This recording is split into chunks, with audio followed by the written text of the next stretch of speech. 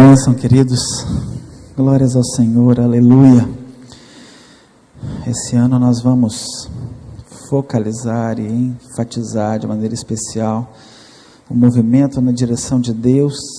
Queremos mesmo um avivamento, precisamos disso na nossa vida e vamos nos direcionar e nos movimentar nesse sentido, aleluia. É apropriado que comecemos o ano pensando sobre isso, falando nisso, visto que esse período é aquele período em que tradicionalmente nós avaliamos o que passou, não é? E planejamos o que virá. É muito comum fazermos isso, não é? Olhamos para trás e observamos aquilo que deu certo, aquilo que não deu certo, e olhamos para frente para ajustar, não é? Ajustar nossa agenda, ajustar o orçamento, ajustar uma série de coisas a fim de que conquistemos, não é? Alvos e realizemos sonhos, concretizemos projetos. O curioso, no mínimo curioso, é que a gente costuma dedicar muito tempo, muita energia, ser muito específico e detalhado quando se tratam de coisas da nossa vida material. A gente é bem objetivo, não é? E a gente faz contas bem específicas, não é? Para perceber como é que foram as coisas no ano passado financeiramente, o que a gente quer conquistar esse ano, a gente faz contas, não é? Bem especificamente. Mesmo quando não são questões materiais, a gente define também planos, projetos, não é? Seja na área familiar, não é? Seja casar, seja ter filhos. A gente é bem específico, a gente é bem detalhado no que a gente quer fazer. Não é? Para realizar projetos pessoais, não é? Se você quer começar uma pós-graduação, se você quer fazer uma viagem, então você vai definir para onde, você vai definir quando, você vai definir quanto, e aí normalmente a gente pensa numa série de ações, não é? Seja para coisas, como eu falei, financeiras, materiais, ou realizações pessoais, ou projetos familiares, e quase sempre a gente não faz isso em relação às coisas espirituais, não é? A gente é muito genérico, para não dizer superficial e desleixado mesmo, não é? Você fez com o mesmo interesse e dedicação uma avaliação da sua vida espiritual, como fez em outras áreas da sua vida? Você dedicou ao mesmo tempo, interesse, atenção e energia para avaliar a sua condição espiritual em 2018? Você gastou algum tempo para pensar isso? Como é que foi a sua vida com Deus? Como é que foi o seu serviço cristão em relação a outras pessoas? Como é que foi a sua ação missionária enquanto embaixador de Cristo? Não é? Quantas pessoas você impactou com o Evangelho? A gente faz conta para tanta coisa, mas você fez conta de quantas vezes você falou de Jesus para alguém ano passado? Quantas pessoas ouviram de Jesus através de você? Quantas? Porque a gente conta um monte de coisa, né? Te conta para comprar, conta para vender, conta uma série de coisas para realizar outros projetos. Como eu falei, né? A gente é tão detalhista, a gente é tão interessado para planejar casamento, planejar filho, para planejar pós-graduação, para planejar uma viagem, para preparar, não é? E para avaliar as coisas que não deram certo no outro ano. E em relação às coisas espirituais, no máximo a gente, foi mais ou menos, foi bem, foi mal. E quando pensamos no que vai acontecer no novo ano, a gente costuma ser assim também, né? As nossas frases ou ideias são um tanto genéricas, para não dizer superficiais às vezes. É aquelas, não, esse ano eu vou buscar mais a Deus, mas quanto? Esse ano eu vou falar mais de Jesus, mas para quem? Esse ano eu quero, crescer espiritualmente. Como assim? Em que sentido? Que áreas da sua vida precisam de investimento, atenção e energia, a fim de que você produza, ou você promove, o Espírito Santo produza crescimento. E aí, queridos, pode acontecer um equívoco fatal, porque a gente se interessa tanto por essas áreas, tanto por essas coisas, e se interessa tão pouco pelas questões espirituais, é tão pouco objetivo, tão pouco específico, tão pouco concreto nas questões espirituais. Pode colocar para a gente o primeiro slide? Jesus deixou isso claro, como isso é perigoso, como isso é arriscado, não é? Dá tanta atenção para as coisas que são importantes nesse mundo, como são, né? Estudar, trabalhar, não é? Concretizar projetos materiais, realizações pessoais, e às vezes não concretizar as coisas que são espirituais. Já está aqui, não está não? Põe para a gente, Sarinha, por favor, se você puder. Em Lucas 9, 25, Jesus deixou muito claro quão arriscado, quão perigoso é a gente investir em tantas coisas neste mundo e não dar atenção às coisas espirituais. É muito perigoso. Ixi, mudou ali, mudou para o final, meu Deus, ele voltou, beleza, voltou mesmo. Então vamos ver se agora eu vou, se eu não faço nenhuma besteira aqui, Sara. Engraçado, do primeiro tempo para o último. Jesus, tem alguma coisa errada aí, Sara? Você passa aí, Sarinha, por favor, me salva. Apareceu. Gente, aquele problema entre o volante e o banco, você sabe como é que é, né, gente? É um problema grave, né? O carro tem aquele problema, às vezes, entre o volante do carro e o banco tem um componente ali que às vezes complica, né, Sara? Foi mal aí, viu? Vamos ver, se eu der problema aqui, você me salva. Esse versículo deixa muito claro quão arriscado é, quão perigoso é eu detalhar os meus planos materiais, eu detalhar os meus planos familiares, eu detalhar minhas realizações pessoais, e eu começo a planejar os movimentos, né? Eu começo a planejar os movimentos. Se no segundo semestre eu quero fazer uma viagem ao exterior, não é? Isso implica uma série de ações agora, não é? Se no segundo semestre eu planejo ter um filho, isso também significa uma série de ações agora. Se no segundo semestre eu planejo trocar de carro, comprar uma casa, né, mudar de emprego, ou abrir uma nova empresa, mudar de atividade. E a gente é tão específico. Mas na vida espiritual, você pode ler comigo essas palavras de Jesus? Vamos ler juntos? O que adianta alguém ganhar o mundo inteiro, mas perder a vida verdadeira e ser destruído? Todos os diplomas, todas as escrituras, todas as realizações, todas as experiências e viagens podem se perder se eu não investir na minha vida espiritual. Tudo isso pode ser completamente perdido se eu não investir na minha vida espiritual, se eu não fizer um movimento na direção certa, se eu movimentar-se só atrás das coisas deste mundo, que são boas e importantes, mas não são imprescindíveis. O que eu quero que você entenda é que a busca espiritual é uma busca o quê? Imprescindível. Tinha tempo que eu não ouvia essa palavra, gente. Vamos ao momento dicionário, né? Tinha tanto tempo que eu não ouvia essa palavra, mas essa palavra me veio à mente quando eu pensei naquele versículo anterior. Sabe, quando eu pensei, caramba, se ganhar o mundo inteiro e perder a alma e ser destruído, então buscar a vida espiritual, investir na vida espiritual é imprescindível. Talvez você nem lembre dessa palavra, nem conheça essa palavra. Então, momento dicionário, né? O que significa algo imprescindível? Você pode ler comigo? Essencial, indispensável, necessário, que é urgente, impreterível, forçoso, imperioso, inevitável. Impreterível de pretérito, não se pode deixar para trás. Uma coisa impreterível, não pode ficar para trás, não pode ser esquecida. Uma coisa imprescindível é essencial, indispensável. E a gente está fazendo vários movimentos, vários planejamentos, vários sonhos, várias coisas vêm na cabeça que a gente quer fazer e realizar. Mas, querido, a busca espiritual é uma busca o quê? Imprescindível. Se você abrir mão disso, se você esquecer disso, se você deixar isso para trás, é um negócio impreterível. Se você deixar isso para trás, você pode ganhar o mundo inteiro e perder a sua alma e ser destruído. Então, para a gente não cometer esse erro, porque entrando e saindo, alguns de nós ficamos na corda bamba, eu quero ler com vocês um trecho da profecia de Jeremias, onde eu acho que há alguns referenciais espirituais que são importantes para orientar essa nossa busca. Como é que nós podemos fazer para, empreender essa busca espiritual, já que nós estamos nesse ano em que a gente quer buscar o avivamento, que a gente quer colocar a nossa vida em movimento a gente está o tempo todo, mas normalmente em muitas outras direções, né?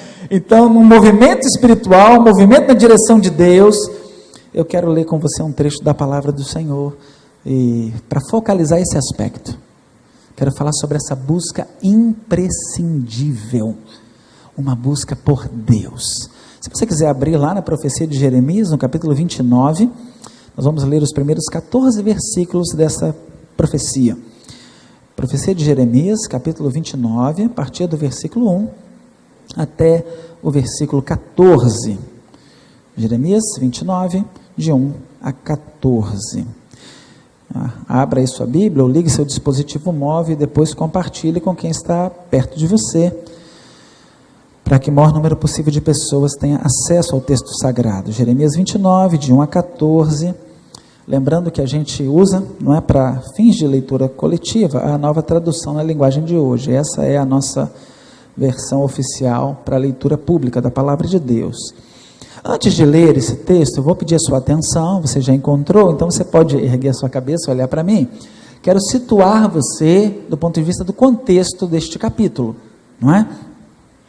O que está ao redor desse capítulo, para você entender, para a gente ler depois os 14 versículos. Esse capítulo, ele é uma carta enviada por Jeremias. Jeremias estava em Jerusalém, e ela foi enviada aos exilados que estavam em Babilônia. Vamos lembrar o que aconteceu décadas e séculos antes. Povo de Deus, reino de Israel e reino de Judá, já divididos, 10 tribos ao norte e 2 tribos ao sul, lentamente, sutilmente, ao longo de várias gerações, foi esfriando na fé, né? Foi um movimento duplo e consequente, dois lados de uma mesma moeda. Eles foram se afastando de Deus, se afastando de Deus, se afastando de Deus. Deus mandou muitos profetas, Deus mandou muitos avisos, Deus deu muitos alertas, mas o movimento descendente foi acontecendo. Eles foram esfriando, esfriando e esfriando. E à medida que foram esfriando, afastando-se de Deus, foram também começando a adorar outros deuses. A luz vai enfraquecendo, o que vai chegando? A escuridão. À medida que a luz vai diminuindo, vai escurecendo, vai escurecendo. À medida que eles foram se afastando de Deus, se afastando de Deus, se afastando de Deus, gradativamente, não é? Esfriando na fé, começaram a buscar outros deuses, adorar outros deuses, servir outros deuses, e assim como a luz que se afasta, permite a chegada da escuridão, não é? É assim que acontece com o entardecer e anoitecer. Então as coisas de Deus foram sumindo, e as coisas do mundo e do diabo foram aparecendo. Injustiça, violência, corrupção, imoralidades, desigualdades, qualquer semelhança não é mera coincidência, não é? À medida que um povo se afasta de Deus, naturalmente outros deuses, falsos deuses, vão tomando lugar, os valores de Deus vão enfraquecendo, então os valores humanos, mundanos e demoníacos vão se fortalecendo, e então o povo de Deus foi se tornando cada vez mais corrupto, injusto, desigual, hipócrita, tudo a partir da sua idolatria, tudo a partir do afastamento de Deus e da busca de outros deuses. As consequências vieram, tanta corrupção, tanta injustiça, tanta desigualdade, tanta maldade. Aquele povo afastou-se completamente de Deus, e as consequências vieram. O reino do norte foi absolutamente destruído, devastado. O reino do sul foi invadido também, atacado terrivelmente. Nabucodonosor era a potência da época, com seu exército babilônico, invadiu e devastou Judá, e levou aqueles que sobraram vivos para o cativeiro. Então, a condição do povo era de exílio e escravidão. Essas duas palavras resumem a condição do povo nesse momento aqui, tá? Exilados e escravizados. Uns poucos não foram exilados, uns poucos ficaram lá em Jerusalém, Jeremias e uns poucos, não é, para tomar conta do que sobrou, mais ou menos assim. E se houvesse algum recurso ali, era para mandar tributo para Nabucodonosor. Então, Jeremias estava entre os que permaneceram em Jerusalém, os gato pingado que sobraram, não é? E a maior parte dos que sobreviveram foi levado para a Babilônia, e estão lá há bem pouco tempo.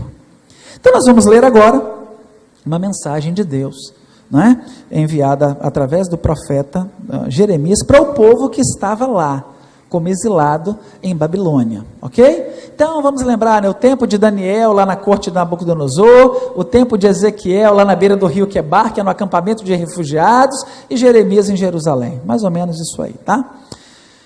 Vamos voltar para a Bíblia agora, capítulo 29, vamos ler uma parte da carta, ok? Assim diz a palavra de Deus. Palavras de Jeremias também. Eu escrevi uma carta aos judeus que Nabucodonosor havia levado como prisioneiros de Jerusalém para a Babilônia. Autoridades, sacerdotes, profetas e todo o povo. Isso aconteceu depois de terem saído de Jerusalém o rei Joaquim, a sua mãe, os oficiais do palácio, as autoridades judaicas de Jerusalém, os carpinteiros e os outros operários especializados. O rei Zedequias de Judá mandou que Elasa, filho de Safã, e Gemarias, filho de Ulquias, levassem a carta ao rei Nabucodonosor da Babilônia. Claro, essa carta teve que ser levada lá para o rei aprovar primeiro, para depois chegar no povo, tá? E era para mostrar que Jeremias não estava a favor de uma rebelião e de uma volta. Para Nabucodonosor saber que, ó, fica tranquilo que a gente não está promovendo a rebelião não, né? Então é igual uma carta antes de chegar no presidiário, tem que passar pelos agentes, né? Então essa carta, para chegar no povo, teve que passar primeiro pelo Palácio da Babilônia e ser aprovada lá por Nabucodonosor, para a leitura depois ser espalhada pelo meio do povo. Bom, vamos ao texto da carta, né? Ela dizia o seguinte, versículo 4. O Senhor, o Todo-Poderoso, o Deus de Israel, diz o seguinte, a todos os judeus que ele deixou Nabucodonosor levar como prisioneiros de Jerusalém para a Babilônia. Construam casas e morem nelas.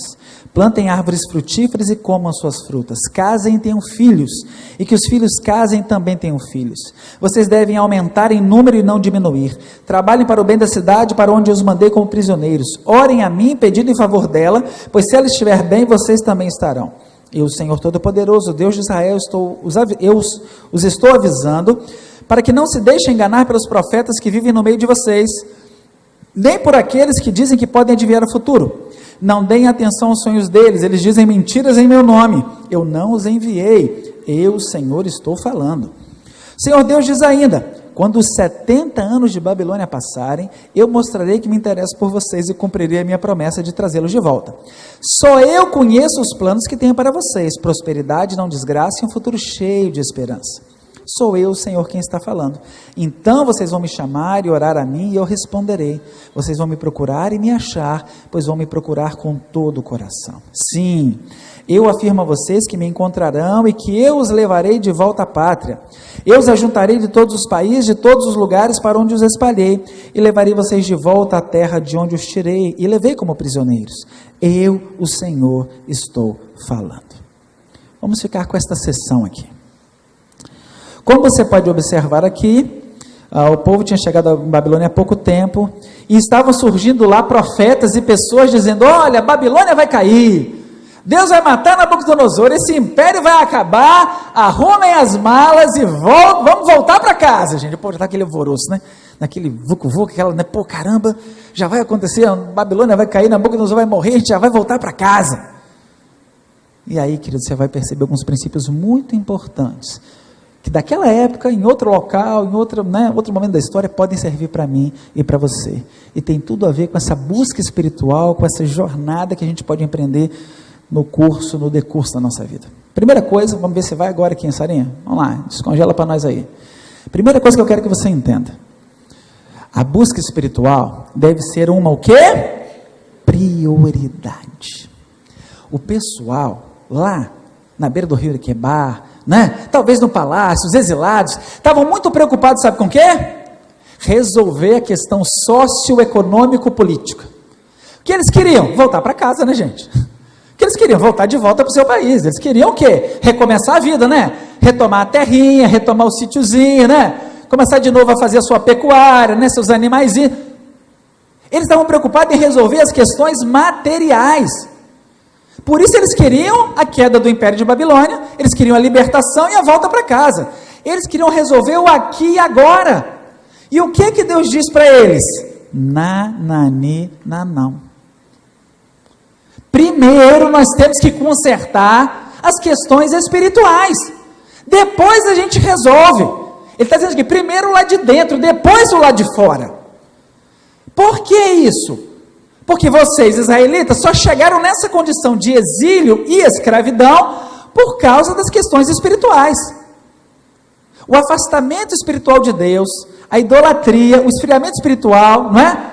E todos os pecados que eles cometeram estavam na base das consequências, ou seja, os problemas sociais, os problemas econômicos, os problemas políticos que aquele povo estava vivendo, eram consequência de uma causa espiritual.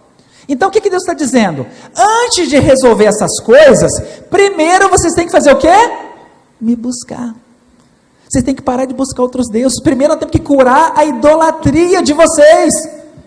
Primeiro nós temos que curar os problemas espirituais. Eu tenho que tratar a causa, senão não vai resolver. Vocês vão voltar para casa, vão fazer as mesmas coisas, vai começar a ter corrupção, desigualdade, violência, injustiça, e como consequência disso, o que vai acontecer? De novo, exílio, escravidão.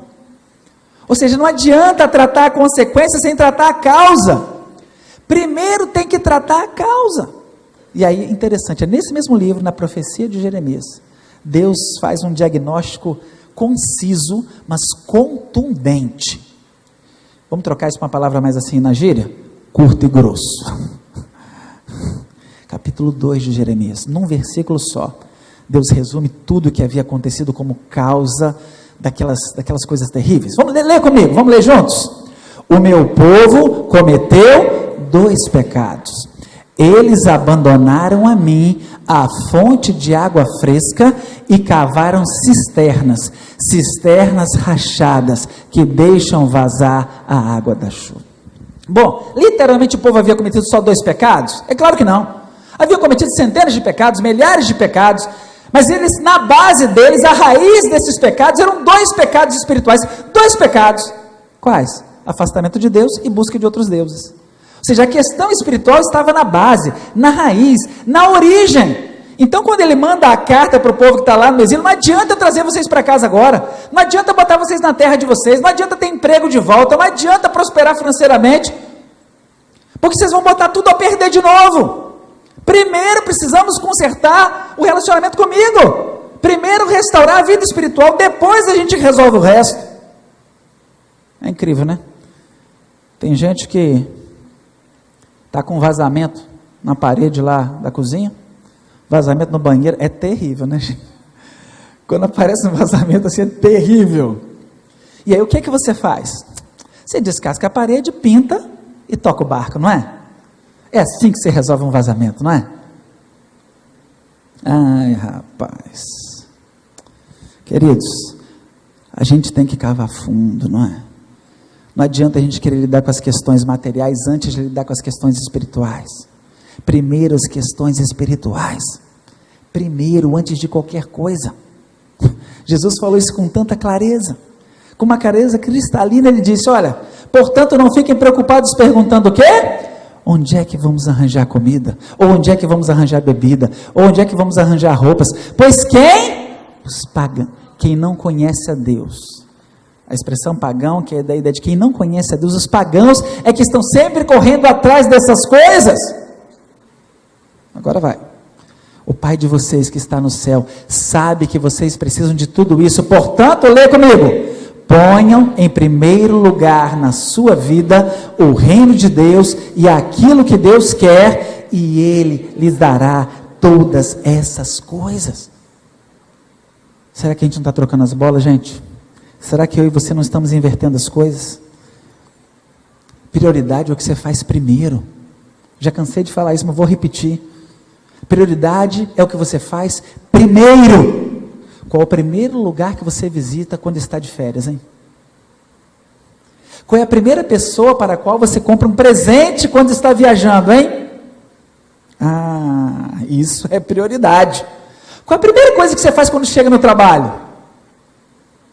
Qual é a primeira coisa que você faz quando você chega em casa? Prioridade é o que você faz primeiro. O que Deus está dizendo para aquele povo é que antes de resolver os problemas financeiros, materiais, familiares, de estudantis, conjugais, primeiro resolvam as questões espirituais. Jesus está dizendo ali, olha, me busquem primeiro. Busquem primeiro o quê? O reino de Deus e aquilo que Deus quer. As outras coisas vão acontecer. As outras coisas vão vir como consequência. Pois é A gente já planejou tanta coisa para esse ano, ou se não planejou, pelo menos imaginou, né? Já imaginou tanta coisa esse ano. Deixa eu te perguntar, você já imaginou para quantas pessoas você vai falar de Jesus esse ano? Você já imaginou quantas pessoas você vai ganhar para Cristo esse ano? Você já imaginou quantas vezes você vai falar do plano de salvação? Quantas vezes você vai dar o seu testemunho pessoal esse ano? Já imaginou como você vai servir a Deus na célula? Como você pode abençoar pessoas lá na célula? Você já pensou quantas pessoas você vai discipular esse ano? Já pensou quantos livros da Bíblia você vai ler esse ano? Você já pensou quanto tempo você vai passar com Deus esse ano? Quanto tempo você vai dedicar à leitura bíblica e à oração esse ano? Qual o seu maior desejo, hein? O primeiro lugar que você visita nas férias, a primeira pessoa para quem você compra presente, a primeira coisa que você faz no trabalho, a primeira coisa que você faz em casa, a primeira pessoa para quem você liga quando acontece um problema, isso é prioridade. Salmista. O salmista tinha essa prioridade. O salmista estava focado, direcionado. Ele tinha isso com uma clareza cristalina. Homem de guerras, homem de conflitos, homem de uma vida turbulenta, tão turbulenta que eu disse que não dava para ele construir o templo, porque ele havia derramado muito sangue. É um homem que vive muitas lutas e batalhas, o tal do rei Davi. Rapaz, o cara viveu uma vida atribulada, perseguido muitas vezes. Ele podia pedir tanta coisa para Deus, ele podia querer tanta coisa de Deus. Mas ele fala assim: a Deus, o Senhor, eu pedi o quê? Ele pediu o quê, gente? Uma coisa. E o que eu quero? É matar todos os Golias, não é? Não, o que eu quero é construir 3 templos e 4 palácios, não é? Eu quero inaugurar 5 pontes com meu nome, não é? O que eu quero é acumular muita riqueza, não é? O que eu quero é ter um exército poderoso, não é? Eu quero é ter as mulheres mais bonitas do mundo, não é? Davi podia pensar num monte de coisa. Você pode ler comigo o versículo? Vamos ler juntos o versículo todo? A Deus, o Senhor, pedi uma coisa, e o que eu quero é só isto: que Ele me deixe viver na sua casa todos os dias da minha vida. Para quê? Para quê? Para sentir maravilhado sua bondade e pedir a sua orientação. Vem cá, o que você mais quer esse ano, hein? Você está buscando primeiro o quê, hein? Porque a busca espiritual, se ela é imprescindível, então em primeiro lugar ela precisa ser encarada como uma prioridade absoluta. Se você pudesse falar com só uma pessoa nesse ano, com quem você falaria? Se você pudesse pedir a Deus só uma coisa nesse ano, 2019 todinho, se você pudesse fazer um pedido só, o que você pediria? Fala sério, você ia fazer a oração de Davi? Você ia pedir a oração de Davi? Deus, só uma coisa que eu quero, é estar na tua presença, é contemplar a tua face, ouvir tua voz. Eu só quero você. Deus, se é para pedir só uma coisa, eu só quero você. Uma busca imprescindível significa considerar Deus a sua mais absoluta prioridade, mais do que qualquer outra coisa. Outra característica desse texto, Jeremias 29, é que a busca por Deus, a busca espiritual, além de ser uma prioridade, agora vai, a busca espiritual deve ser o quê? Profunda. Além de prioritária, ela precisa ser profunda. Porque Deus fala para eles, antes de vocês voltarem para casa, o final da sessão termina assim, né? Olha, depois que eu resolver a questão espiritual, vocês vão voltar para casa, eu vou levar vocês para lá, mas primeiro vamos resolver as questões espirituais. E aí, como que você resolve as questões espirituais? Com uma busca o quê? Profunda. Deixa eu te falar, o povo de Israel e o povo de Judá buscavam a Deus. Eles continuavam buscando a Deus esse tempo todo, mas buscavam a Deus de que jeito? De maneira superficial, de maneira vaga. E da superficialidade para o vazio é um pulo, e do vazio para o fingimento é outro pulo. A busca deles se tornou tão superficial que passou a ser vazia, automática, mecânica, fingida, hipócrita. Assim. Faz o que sempre fez. Vai na igreja todo dia, lê a Bíblia todo dia, ora todo dia, piloto automático. Eu, como fui criado no Evangelho, fui batizado aos 10, e realmente conheci Jesus aos 20, já vivi todas essas estações, então eu já vivi a estação do piloto automático. Você faz o que sempre fez. E se a gente faz essas coisas, vai acostumando, vai banalizando, vai vulgarizando, vai superficializando, e vai ficando de qualquer jeito. Esse povo buscava Deus sim, buscava Deus, buscava Baal, buscava Astarote, buscava Quemós. Meu filho, é uma vela para Deus e outras para todo mundo que puder. Era assim, a busca deles. E aí, o que Deus diz? Não serve. Não serve. Vamos ler juntos? O Senhor diz: esse povo ora a mim com a boca e me louva com os lábios, mas o seu coração está longe de mim. A religião que eles praticam não passa de doutrinas e ensinamentos humanos, que eles só sabem repetir de cor. Só que esse versículo de Isaías, a profecia de Isaías, é um pouco anterior a de Jeremias. Isso aí foi escrito algumas décadas antes. O povo ouviu? Não. E onde foi parar? Escravidão e exílio. E lá no exílio eles estão querendo voltar rapidinho, aí Deus fala: pera aí, porque se vocês voltarem desse jeito, sem me buscar primeiro, e sem me buscar com profundidade, não vai resolver nada. Vocês estão pensando que é só voltar para Jerusalém, é só construir o templo? Vocês estão pensando que é só vir no culto? Que é só ir para a célula? É só piloto automático? Não resolve, não adianta. É preciso buscar de todo o coração, versículo 13. Vocês vão me procurar e me achar, pois vão me procurar o quê? Com todo o vosso coração. Se não for assim, querida, não serve. Todos nós corremos esse risco. Todos nós. É um risco terrível. É aquele risco do vazamento na parede, da cozinha, do banheiro, né? Está vazando, o que a gente faz? Raspa a tinta e pinta. Cara, não vai funcionar, né, Ricardo? Vai ter que abrir a parede, achar o cano, e se você cavar no lugar errado, meu filho, lamento, vai ter que rasgar a parede pelo cano afora, até achar onde rachou.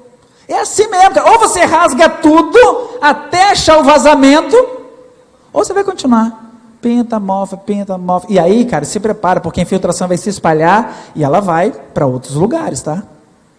Para o apartamento de baixo, ela vai, cara. E aí, em vez de ter que pagar só o seu, você vai ter que pagar o seu e o do vizinho. É dose, né? Quando o cara toca para você e fala que, olha, no meu banheiro aqui apareceu um negócio, já dá aquele, né? Pois é. Porque a gente não trata com profundidade a nossa busca por Deus, né? A gente vai e pega rapidinho, né? Pega o versículo do dia, né? Cuidado com os aplicativos, cuidado com os comentários prontos, né? Eu pego o devocional pronto, né? É a papinha já mastigada. Você não sabe interpretar a Bíblia, né? Você não gasta tempo para ouvir a voz de Deus. Você pega o aplicativo pronto, o comentário pronto, lê aquilo tudo, nossa, que lindo, e faz a oração: Senhor, muito obrigado por essa noite de descanso, esse dia, me abençoa. O que você está pensando que Deus é? Um aplicativo? Está pensando que Deus vai responder no piloto automático? Deus é um ser pessoal, relacional. Ele ouve, ele fala, ele sente, ele age. Deus é um ser pessoal, uma só essência que se revelou em 3 pessoas, Pai, Filho e Espírito Santo. Ou você se relaciona numa dinâmica pessoal, ou, cara, pode esquecer. Virou religião. E, aliás, a gente corre mesmo esse risco. Jesus, se você quiser, abra, se você não quiser, está tudo bem, eu vou abrir, vou ler aqui. Mateus 23, Jesus faz uma denúncia contundente. Não é concisa não, ela é extensa, mas é contundente. Eu vou ler apenas 5, 6 versículos de Mateus 23. Como a nossa busca pode se tornar superficial, vazia, e portanto fingida, hipócrita. A gente faz o que sempre fez, do mesmo jeito. Lê as mesmas coisas, canta os mesmos cânticos, tudo no piloto automático. Né? Na hora de almoçar a gente ora, levantou a gente ora, na hora de dormir a gente ora, está precisando de alguma coisa a gente ora, usa as mesmas palavras. Mateus 23, 23. Capítulo 23, versículo 23. Jesus diz assim: ai de vocês, mestres da lei, fariseus hipócritas, pois vocês dão a Deus a 10ª parte, até mesmo da hortelã, da erva doce e do cominho. Ótimo dar o dízimo, perfeito dar o dízimo. Esse é um texto aqui que Jesus apoia o dízimo até da hortelã. É para dar o dízimo até da folha de cominho, tá? Mas não obedecem aos mandamentos mais importantes da lei, que são o de serem justos com os outros, o de serem bondosos e de serem honestos. Mas são justamente essas coisas que vocês devem fazer sem deixar de lado as outras, tá? Não é um ou outro não, tá? O que Jesus está dizendo é que dar o dízimo de tudo é pouco. Não é uma obrigação material, matemática, mecânica, mas é fruto de um relacionamento. Guia cegos, versículo 24, coam um mosquito, mas engolem um camelo. Ai de vocês, mestres da lei e fariseus hipócritas, pois vocês lavam o copo e o prato por fora, mas por dentro, estes estão cheios de coisas que vocês conseguiram pela violência e pela ganância. Fariseu cego, lave o primeiro copo por dentro, e então a parte de fora ficará limpa. Claro, a sujeira só vai sair à medida que entrar água limpa. A gente tem que lavar de dentro para fora. É de dentro para fora. Primeiro o interior, depois o exterior, como consequência. Uma busca superficial, mecânica, automática, não vai resolver nada. Os fariseus conheciam o Antigo Testamento praticamente de cor.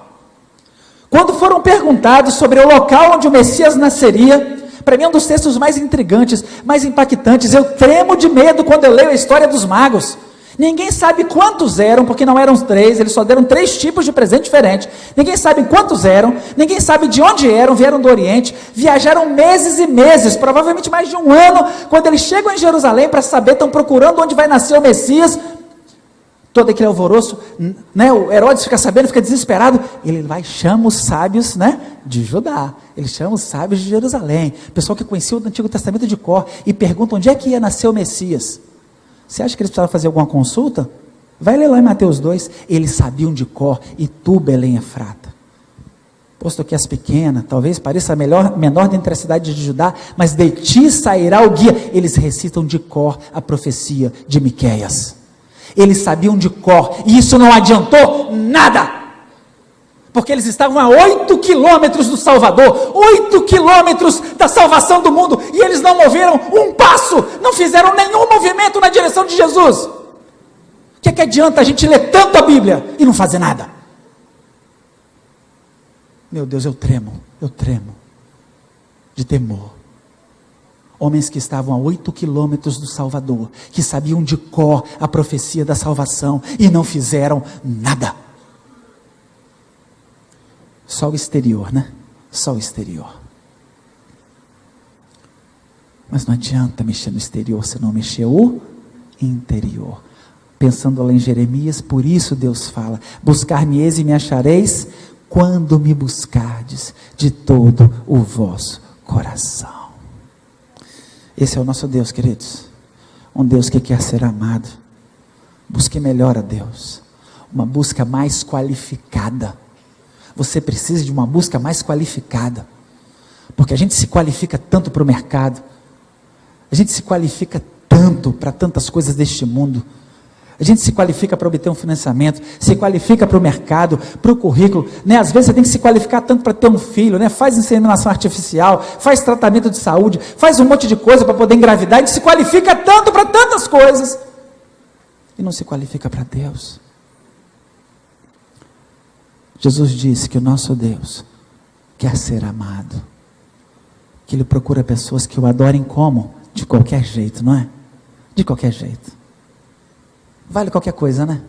Para Deus vale qualquer coisa.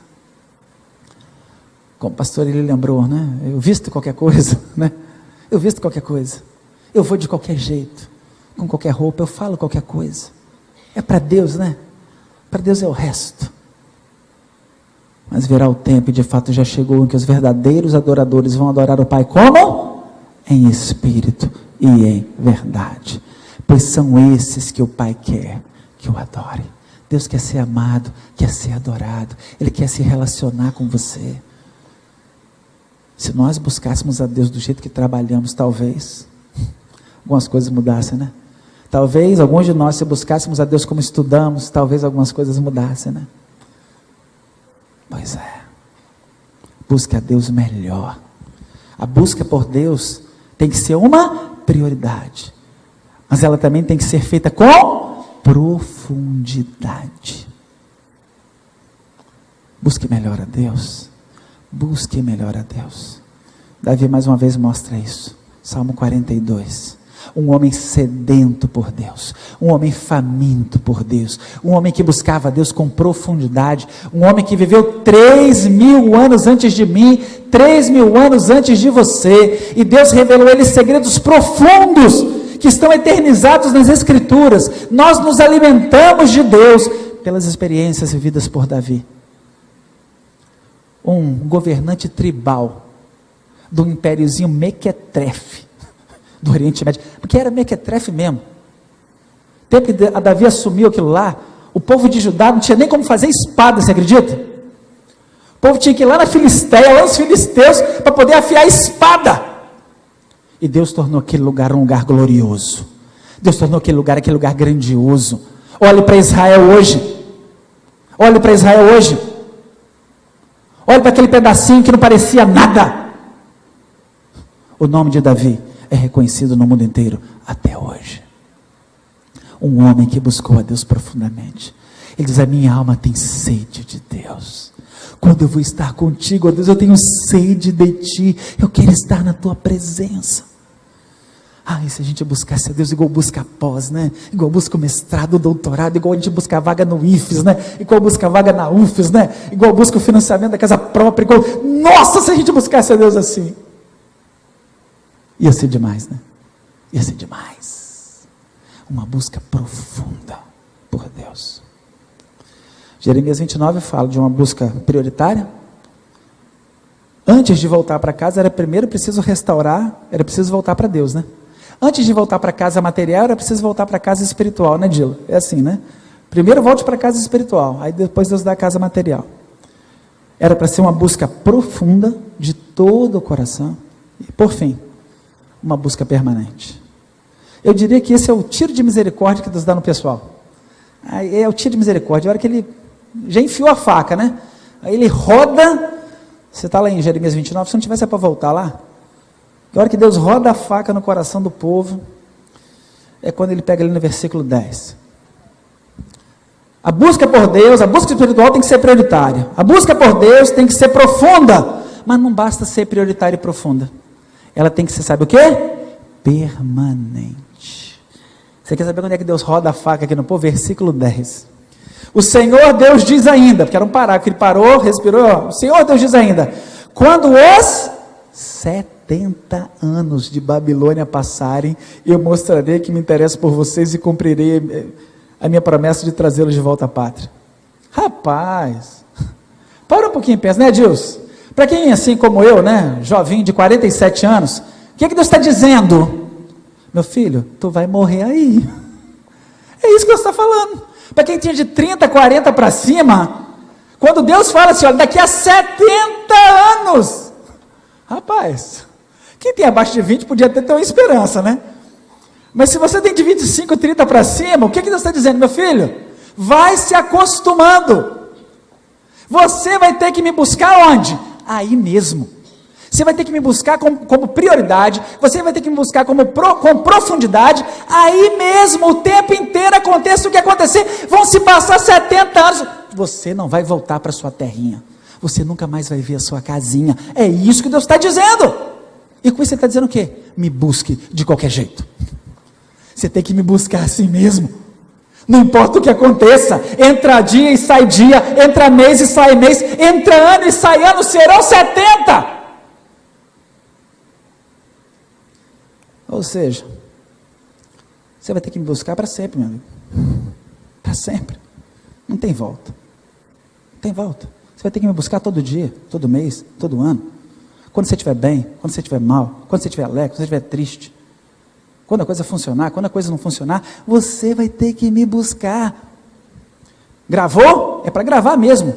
Não basta a busca espiritual ser prioritária, não basta ela ser prioritária e profunda, ela tem que ser prioritária, profunda e permanente. O povo tinha esse problema. O povo não buscava mais a Deus primeiro, o povo não buscava mais a Deus com profundidade, e o povo não buscava a Deus de forma permanente. Veja a denúncia que Deus faz. O profeta Oséias, antes disso, viu? Antes daqui, Deus já estava avisando que a busca deles era inconsistente, a busca deles era inconstante.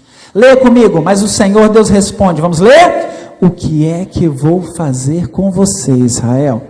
E com você, Judá, o que é que eu faço? Pois o amor de vocês é tão passageiro como a cerração ao nascer do sol e como o orvalho que seca pela manhã.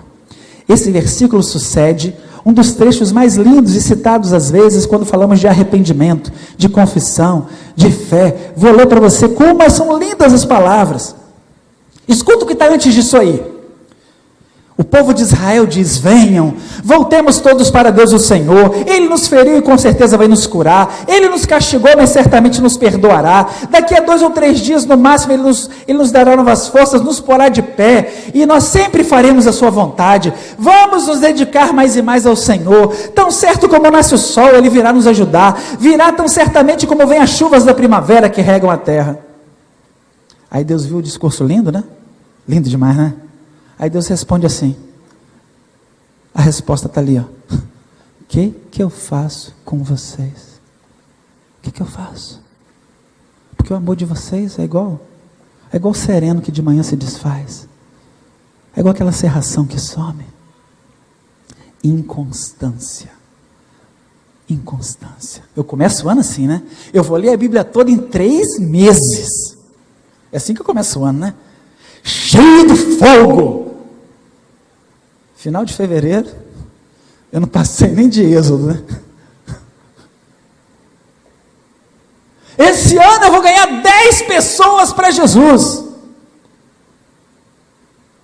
Você entra no novo trabalho e faz de tudo para esconder sua fé, né? O agente secreto de Cristo, o 007 de Jesus, né? Como é que é? Como é que é? Meu amigo, consistência, constância, permanência, quando tudo está bem, quando tudo está bom. O que Deus está dizendo para aquele pessoal, ó, cara, você fica bem aí, e mesmo se você não ficar bem, você tem que me buscar, vão ser 70 anos, né? Gíria bem século 20 agora, gíria século 20, só os entendedores entenderão, gíria agrícola, pode tirar o cavalinho da chuva, gíria agrícola, bem século 20, né? Primeira metade do século 20, pode desistir, você tem que me buscar como prioridade, você tem que me buscar como prioridade, profundidade e para sempre, de forma permanente. Quando estiver bem, quando estiver mal, quando estiver alegre, quando estiver triste, quando for promovido, quando for demitido, quando estiver doente, quando estiver saudável, quando a empresa falir, quando a empresa multiplicar, né? Quando ganhar um filho, quando perder um filho, quando casar, quando descasar, tem que ficar com Deus, aconteça o que acontecer, aconteça o que acontecer. É assim com você? Porque a gente tem um fenômeno que eu chamo de bipolaridade espiritual, conhece? Bipolaridade espiritual? Ontem eu pensei nisso, né? O que é bipolaridade espiritual? Opa, vamos separar, né? Transtorno bipolar é um transtorno, né, de saúde mental, que tem diagnóstico, tem tratamento, não é? E a pessoa às vezes precisa mesmo de acompanhamento médico e psicológico, ok. Eu estou só me servindo dessa figura que é muito conhecida, para fazer uma analogia distante. Então estou me apropriando dessa expressão, bipolaridade, para falar de uma condição espiritual que não é uma síndrome, é um comportamento adquirido. Está cheio de crente com esse comportamento de bipolaridade espiritual. Tem a bipolaridade negativa e a bipolaridade positiva, você conhece? O bipolar negativo é o seguinte, só busca Deus quando está no perrengue. A vaca está indo para o brejo, rapaz, o cara jejua. O cara ora, o cara vai para a célula, o cara pede oração, ele quer ser discipulado. Sério, quer ser acompanhado. Ele procura a pessoa que ele quer ser acompanhado, ele quer fazer estudo bíblico, é o bipolar negativo. Rapaz, ele arrumou um emprego, ele não tem mais tempo para ir na célula. Porque ele chega muito cansado às 7 da noite. Ele não tem mais tempo para ir para a célula. Você tenta marcar os encontros de discipulado com ele, o cara some. É o bipolar negativo, entendeu? Ele só busca Deus, ele tem que estar ruim para buscar Deus. Ele tem que estar lá no negativo. Aí ele busca Deus, busca Deus, busca. Faz as campanhas, faz o jejum, mas melhorou Acabou. E tem o bipolar positivo. Conhece o bipolar positivo? Ele só vem na igreja se estiver tudo bem. Se estiver bem, a gente rima é para chorar, irmão. É de chorar. Ele só vem na igreja quando está tudo bem. Se ele está mal, ele não vem. Não estou me sentindo bem, minha vida não está bem. Ele não vem na igreja. Impressionante. Ele se afasta da célula, ele some. Deu alguma coisa errada, deu zica na vida dele, o cara some da célula. Você não consegue falar com ele. Você manda o zap, ele não responde. Aí tira até a visualização, para você não saber se ele viu ou não viu. É desse o bipolar positivo. Ele só busca a Deus quando está tudo bem. Quando está tudo funcionando. Está tudo bom, ele está bombrando. Aí ele vem para ele, é dizimista, ele é ofertante. Agora, não tem mais emprego, não tem salário certo. Então o que Deus me der, eu não vou dividir com ninguém. É assim, né? Ele não reparte o que Deus dá para ele, porque agora ele não tem mais renda certa, sabe, sei lá, se vai aparecer de novo. Então ele para de dar o dízimo. Gente, o que é isso? Onde está a consistência? Deus está dizendo, olha, eu vou tratar vocês, só eu conheço os planos que tenho para vocês, prosperidade e não desgraça, um futuro cheio de esperança. Então primeiro eu preciso consertar a vida espiritual, vocês precisam me buscar como prioridade, vocês precisam aprender a me buscar com profundidade, e essa busca prioritária e profunda tem que ser também permanente. Prioridade, profundidade, permanência. Isso é importante você entender, muito importante. Ou seja, busque a Deus sempre, aconteça o que acontecer, seja o que for, busque a Deus. Se você quiser abrir, você pode abrir, se você não quiser abrir, não tem problema, eu vou ler aqui para você rapidinho aquele texto de Hebreus 10, busque a Deus sempre. Em Hebreus 10, 23, o autor sagrado diz assim, guardemos firmemente a esperança da fé que professamos, pois podemos confiar que Deus cumprirá suas promessas, pensemos uns nos outros, a fim de ajudar todos a terem mais amor e fazerem o bem, não abandonemos, como alguns estão fazendo, o costume de assistir às nossas reuniões, olha o bipolar positivo ou negativo aqui, ó. Pelo contrário, animemos uns aos outros, ainda mais que vocês veem que o dia está chegando.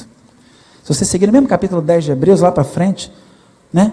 No 36 ele fala, vocês precisam ter paciência para poder fazer a vontade de Deus e receber o que Ele promete, pois como diz as Escrituras Sagradas, um pouco mais de tempo, um pouco mesmo, e virá aquele que há de vir e Ele não vai demorar, e todos aqueles que eu aceito terão fé em mim e viverão, mas o justo viverá da fé, é a versão que a gente conhece, né? Mas se uma pessoa voltar atrás, se ela não permanecer, não perseverar, mas se uma pessoa voltar atrás, eu não ficarei contente com ela. Nós não somos gente que volta atrás e se perde. Nós temos fé e somos salvos. Persevere. Se você seguir aqui o capítulo 11, começa a galeria dos heróis da fé, não é? Que linda galeria, Abraão, Isaac, Jacó, e vai falando de Enoque, é muita gente, é muita gente mesmo. Tanta gente de Deus, tanta gente especial, tanta gente maravilhosa, né? Moisés, e depois Gideão, Baraque, Sansão, Jefté, Davi, Samuel, os profetas, tanta gente tremenda. No final do capítulo 11, você vai ler que eles creram, mas não receberam aqui. Viver a vida inteira buscando sem alcançar. Está escrito, versículo 39, porque creram, todas essas pessoas foram aprovadas por Deus, mas não receberam o que Ele havia prometido, pois Deus tinha preparado um plano ainda melhor para nós, a fim de que somente conosco elas fossem aperfeiçoadas. Elas creram na promessa, a promessa que elas não viram acontecer, porque Jesus não veio no tempo delas. Elas morreram, viveram e morreram pela fé, sem receber a promessa, foram receber lá no céu. Quer dizer, buscar a vida inteira. Quando estava bem, quando estava mal, quando estava alegre, quando estava triste, quando casou, quando descasou, quando ganhou um filho, quando perdeu um filho, está buscando como prioridade, buscando com profundidade, buscando permanentemente. O autor faz essa argumentação toda e ele termina falando para a gente, né? Lembra desse texto? É o capítulo 12, ele vai seguindo o argumento dele, ele mostra os profetas, e aí ele mostra Jesus. Assim, nós que temos essa grande multidão de testemunhas ao nosso redor, os heróis da fé do capítulo 11, deixemos de lado tudo que nos atrapalha, e o pecado que se agarra firmemente em nós, e o que? Leia comigo, continuemos a correr sem desanimar a corrida marcada para nós. Conservemos nossos olhos fixos em Jesus, pois é por meio dele que a nossa fé começa, e é ele quem a aperfeiçoa. Lembra da versão antiga? Ele é o autor e consumador da nossa fé. Leia comigo em vermelho. Ele não deixou que a cruz fizesse com que ele desistisse. Pelo contrário, Por causa da alegria que lhe foi prometida, ele não se importou com a humilhação de morrer na cruz e agora está sentado do lado direito do trono de Deus. Pensem no sofrimento dele, como suportou com paciência o ódio dos pecadores. Leia comigo. Assim vocês não desanimem nem desistam. Ou seja, o verbo é perseverar. Você tem que perseverar. É o que ele está falando lá para o pessoal em Babilônia. Vai levar 70 anos para voltar. Quem tem mais de 30, mais de 40, vai morrer aí mesmo. Desse jeito, você tem que me buscar como prioridade, você tem que me buscar com profundidade, você tem que me buscar permanentemente, não importa o que aconteça. Nossa, estou repetindo muito. Mas é porque é sério. É muito sério. O resumo da ópera é esse, né?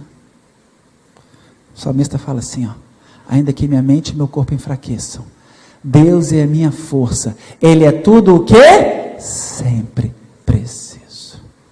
Posso estar caindo pelas tabelas, posso estar ficando fraco, posso estar ficando cansado, posso estar com problema, posso estar em crise, não importa o que aconteça, eu vou buscar a Deus, aconteça o que acontecer. Vou ler de novo para você uma história que eu já li aqui de James Dobson, escritor norte-americano. Ele estava vendo TV, eu vou ler de novo para você, porque eu acho que é uma ilustração muito forte e real, de alguém que busca a Deus como prioridade, com profundidade e permanentemente, não importa o que aconteça. James Dobson fala o seguinte: eu conheci um homem no documentário que assisti na TV há alguns anos. E aí o James fala assim, o escritor americano: o produtor do documentário teve autorização de um oncologista para instalar câmeras na sua clínica. E depois, com a permissão de 3 pacientes, 2 homens e uma mulher, ele filmou o momento em que cada um deles tomou conhecimento de que a doença, o câncer, estava em seus últimos estágios. O choque inicial, a descrença, o medo, a raiva, foram registrados detalhadamente num gráfico. Posteriormente, a equipe responsável pelo documentário acompanhou as 3 famílias durante o tratamento, com seus altos e baixos, esperanças e decepções, sofrimento e terror. Então, essa aqui é uma história que James Dobson, escritor americano, viu na TV. Eu já contei aqui, mas vou repetir de novo para você. Ele era um humilde pastor negro de uma igreja batista numa cidadezinha do interior. Tinha perto de 70 anos e foi ministro do evangelho ao longo de toda a sua vida, depois de se tornar adulto. Seu amor pelo Senhor era tão profundo que se refletia em tudo o que ele dizia. Quando o pastor e sua esposa foram informados que ele tinha apenas alguns meses de vida, nenhum dos dois demonstrou pânico. Apenas pediram algumas explicações ao médico. Depois de tomarem conhecimento do processo de tratamento e das suas consequências, eles agradeceram ao médico e partiram. A equipe de filmagem acompanhou o casal até o velho carro e viu de longe quando eles curvaram a cabeça e renovaram seu compromisso com o Senhor. Nos meses subsequentes ou seguintes, o pastor nunca perdeu o equilíbrio. Nem falou muito sobre a doença. Ele sabia que o Senhor estava no comando e não permitiria que nada abalasse a sua fé. As câmeras estavam presentes no seu último domingo na igreja. Ele pregou o sermão de manhã e falou com franqueza sobre a sua morte iminente. Pelo que me lembro, diz James Dobson, ele disse o seguinte, abre aspas: alguns de vocês me perguntam se eu fiquei zangado com Deus por causa dessa enfermidade que tomou conta do meu corpo. Digo-lhes, honestamente, que em meu coração não existe ressentimento algum, apenas amor pelo meu Deus. Ele não me enviou esta doença. Vivemos num mundo pecaminoso, onde a enfermidade e a morte são maldições que o homem trouxe para si mesmo. E eu estou indo para um lugar melhor, onde não haverá mais lágrimas, nem sofrimento, nem angústia. Portanto, não sintam pena de mim. Além do mais, ele prosseguiu: nosso Senhor sofreu e morreu por nossos pecados. Por que eu não deveria tomar parte nos seus sofrimentos? Em seguida, o pastor começou a cantar um hino, sem acompanhamento, com voz cansada e embarcada. James Dobson diz assim: chorei enquanto aquele meigo homem cantava seu amor por Jesus. Ele parecia estar muito fraco, e seu rosto estampava as devastações do câncer. Porém, seus comentários foram os mais poderosos que eu já ouvi. Pelo que sei, suas palavras naquela manhã foram as últimas proferidas no púlpito. Ele foi morar na eternidade alguns dias depois, onde se encontrou com seu Senhor, a quem serviu durante toda a sua vida. Aquele pastor anônimo diz, o autor do texto, e a sua esposa ocupam um lugar de destaque entre os meus heróis espirituais. Jeremias mandou uma carta para o pessoal de Babilônia. Ele mandou uma carta dizendo o seguinte: vocês precisam buscar a Deus primeiro. Vocês precisam buscar a Deus primeiro. Vocês precisam buscar a Deus melhor, porque senão vocês vão perder tudo. O que adianta vocês voltarem para casa, voltarem para o terreninho, criar os seus bichinhos, reconstruir a cidade se o coração está destruído? Vocês vão perder tudo. O que adianta ganhar o mundo inteiro e perder a alma? Aí Jeremias fala com eles: busquem a Deus primeiro, busquem a Deus melhor, busquem a Deus sempre, com prioridade, com profundidade, com permanência. E se as coisas derem errado ao longo dos 70 anos de cativeiro? E se o mar não se abrir? E se o farol me alcançar? E se Deus não curar? E se meu filho não voltar? E se a empresa não for salva? E se o emprego não aparecer? A gente está começando mais um ano de movimento, né? Até onde vai durar o seu movimento, por Deus? É até março? É até abril? Até onde vai ser o fogo, por Deus? É até maio? Ou é até perder o emprego? Ou é até acabar o casamento? Ou é até onde? É onde vai sua busca por Deus? É até onde a sua empresa lucrar? É até onde? Você vai buscar Deus primeiro? Você vai buscar Deus melhor? Você vai buscar Deus sempre? E se não funcionar? E se não der certo? E se, né, pastor André? Nos lidera, irmão. Ministra no nosso coração. E se?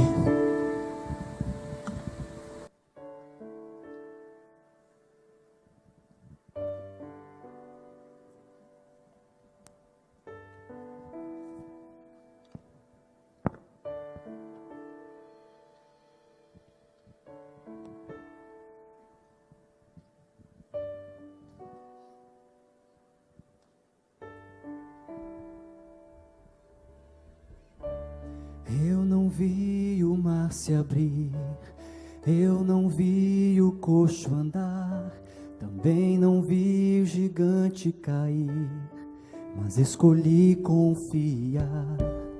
Eu não vi Jesus ressuscitar, também não vi o pão multiplicar, mas pela fé que o justo viverá. Muitos duvidam e zombam de mim, teu Deus não existe, não vai te ouvir, mas isso não vai me abalar,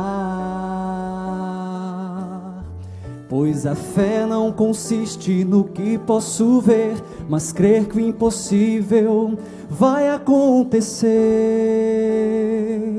Me ajude a crer. E se o mar não abrir e o faraó me alcançar, eu não vou desistir, não vou duvidar. E se o gigante não cair, se a fornalha me queimar, mesmo que eu morra aqui, sei que amanhã vou acordar.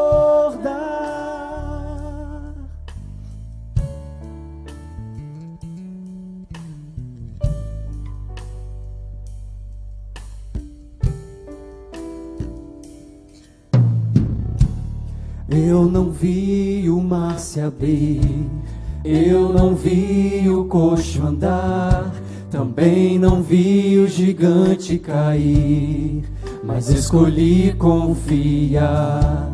Eu não vi Jesus ressuscitar, também não vi o pão multiplicar, mas pela fé que o justo viverá.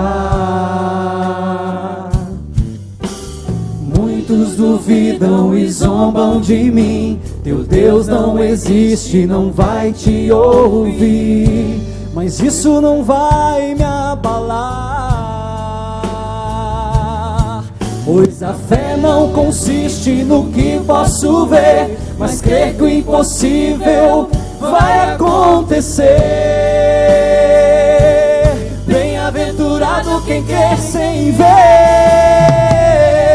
E se o mar não abrir e o faraó me alcançar, eu não vou desistir, não vou duvidar. E se o gigante não cair, se a fornalha me queimar, mesmo que eu morra aqui, sei que amanhã vou acordar. Vem me ajudar a confiar. Eu não consigo, Senhor, prometo e minto, Senhor. Não aguento mais confiar em mim. E se a doença não curar, e o emprego não vingar, e o filho não voltar, mesmo se meu barco naufragar, mesmo se minha empresa afundar, mesmo que eu morra aqui, sei que amanhã vou acordar. E se o mar não abrir e o faraó me alcançar, eu não vou desistir, Senhor, não quero mais duvidar. E se o gigante não cair, se a fornalha me queimar, mesmo que eu morra aqui, sei que amanhã vou acordar.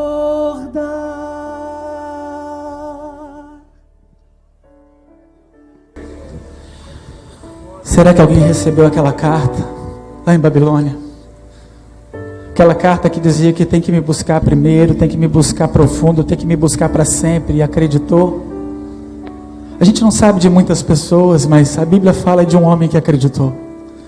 Um homem que trabalhou mais de 60 anos como serviçal em Babilônia e nunca voltou para casa.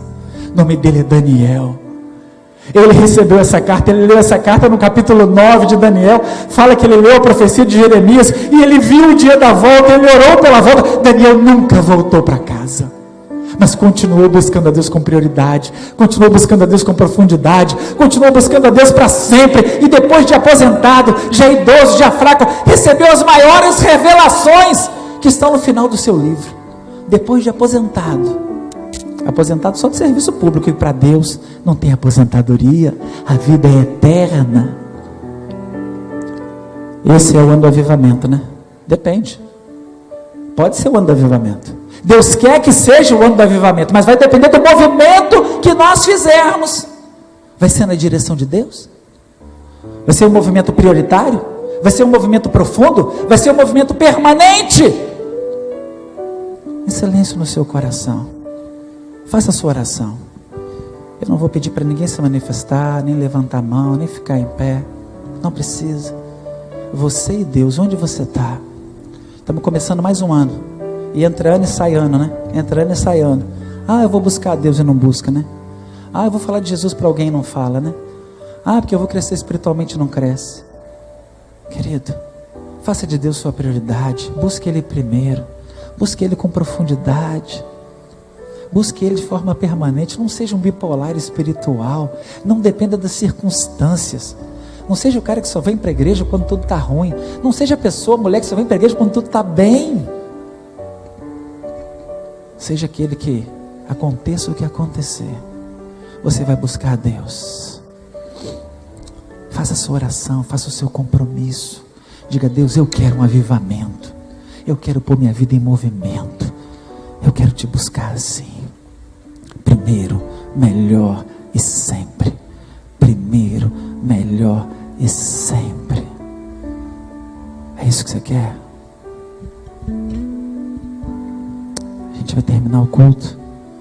Mas vocês podiam adorar mais uma vez. E essa pode ser a nossa oração. Essa pode ser a nossa oração. Podemos orar essa música. E se você quiser, você ora essa música e fala: Deus, eu não vi tanta coisa acontecer, mas eu creio sem ver. E eu vou perseverar, eu vou permanecer para prevalecer. Aconteça o que acontecer. A gente vai ouvir essa última música, essa música mais uma vez. E assim nosso culto se encerra. E antes de ir embora, abraça alguém, beija alguém e fala com a pessoa: querida, busque a Deus primeiro. Busque a Deus melhor. Se despeça assim hoje, busque a Deus sempre. Aconteça o acontecer, se o mar não se abrir, se o farol não contar, não importa, eu vou perseverar. Ah, é verdade, pastor André está lembrando a sala VIP, hein? Você está visitando a gente pela primeira vez, tem uma sala especial para você, lá no cantinho, lá, ó, só lá no cantinho, perto da nossa saída. Se você está aqui pela primeira vez, uma sala especial, um lanche especial, um presente especial, um papo especial para você. O grupo vai nos liderar em adoração mais uma vez, assim nosso culto termina. Busque a Deus primeiro, melhor e sempre.